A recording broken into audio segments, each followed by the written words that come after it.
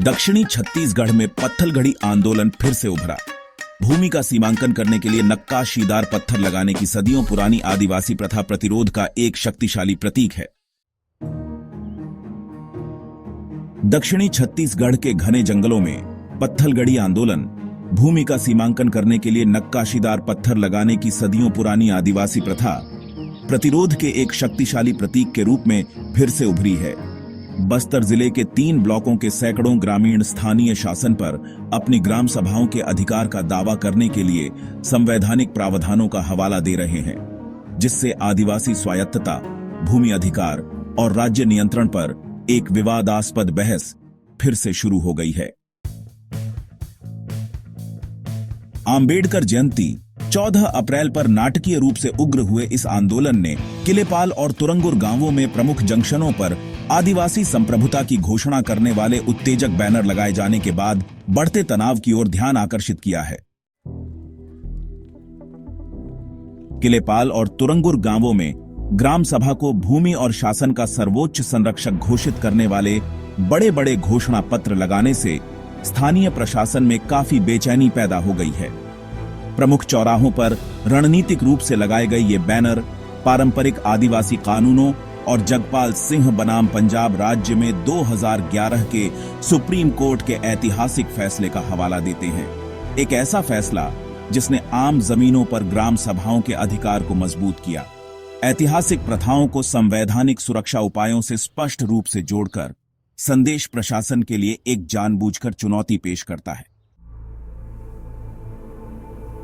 इस घटनाक्रम ने स्थानीय एसटी, एससी, ओबीसी संगठनों के बीच स्पष्ट तनाव पैदा कर दिया है, जिनके नेताओं ने सावधानीपूर्वक चुप्पी साध रखी है। छत्तीसगढ़ के मुख्यमंत्री विष्णुदेव साई ने मंगलवार की प्रेस वार्ता में औपचारिक रूप से आंदोलन को संबोधित करते हुए कहा, जबकि हम पत्थलगड़ी सहित शांतिपूर्ण विरोध के अधिकार का सम्मान करते हैं, सभी गतिविधियों को स्पष्ट रूप से संवैधानिक प्रावधानों का पालन करना चाहिए।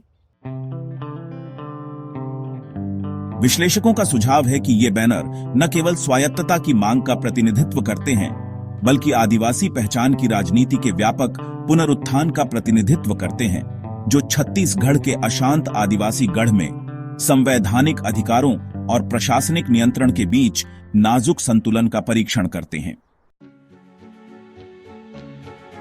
आदिवासी परंपरा में निहित पत्थलगड़ी, शाब्दिक रूप से पत्थर का निर्माण, में गांव की सीमाओं को चिह्नित करने, पूर्वजों का सम्मान करने और क्षेत्रीय स्वायत्तता का दावा करने के लिए पत्थर की पट्टियों पर संदेश उकेरना शामिल है। पुरापाषाण युग से चली आ रही यह प्राचीन प्रथा हाल के दशकों में एक राजनीतिक उपकरण के रूप में विकसित हो गई है। झारखंड और छत्तीसगढ़ के आदिवासी समुदायों ने राज्य के अतिक्रमण का विरोध करने के लिए इसे फिर से लागू किया है। पंचायत अनुसूचित क्षेत्रों तक विस्तार अधिनियम 1996, पेसा और संविधान की 5वीं अनुसूची का लाभ उठाते हुए, हालांकि राज्य प्रशासन ने ऐतिहासिक रूप से पत्थलगड़ी को अपने अधिकार के लिए एक सीधी चुनौती के रूप में देखा है, जिसके कारण जशपुर जैसे क्षेत्रों में झड़पें और गिरफ्तारियां हुई हैं। वरिष्ठ पत्रकार और आदिवासी मामलों के विश्लेषक रजत वाजपेयी ने स्थिति की गंभीरता को रेखांकित करते हुए कहा, जशपुर में कई साल पहले पत्थलगड़ी फिर से उभरी। अब बस्तर के आदिवासी अपनी मांगों को जोर शोर से उठा रहे हैं। राज्य को उनकी शिकायतों को दूर करने के लिए बल प्रयोग के बजाय संवाद को प्राथमिकता देनी चाहिए। पत्थलगड़ी आंदोलन का फिर से उभरना एक गहराते प्रशासनिक संकट को रेखांकित करता है, जो राज्य शासन के खिलाफ आदिवासी स्वायत्तता को खड़ा करता है। इसके मूल में वन और भूमि कानूनों का विवादास्पद कार्यान्वयन है, जिसके बारे में कार्यकर्ताओं का दावा है कि वे नियमित रूप से आदिवासी सहमति को दरकिनार करते हैं। इन तनावों को और बढ़ाने वाला बस्तर का माओवादी विद्रोह का भयावह इतिहास है, जहां शांतिपूर्ण विरोध प्रदर्शन को राष्ट्रीय सुरक्षा के लिए खतरा माना जाता है।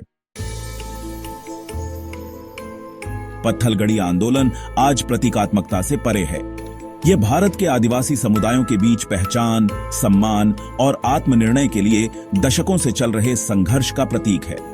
बस्तर के ग्रामीण अपनी मांगों पर अड़े हुए हैं, ऐसे में राज्य के सामने एक महत्वपूर्ण विकल्प है, समावेशी नीतियों के माध्यम से आदिवासी अधिकारों को मान्यता देना या अविश्वास और संघर्ष के चक्र को जारी रखने का जोखिम उठाना। फिलहाल किलेपाल और तुरंगुर के नक्काशीदार पत्थर एक स्थायी आंदोलन की मूक लेकिन विद्रोही यादों के रूप में खड़े हैं, जो आदिवासी भारत के भविष्य को आकार दे सकते हैं।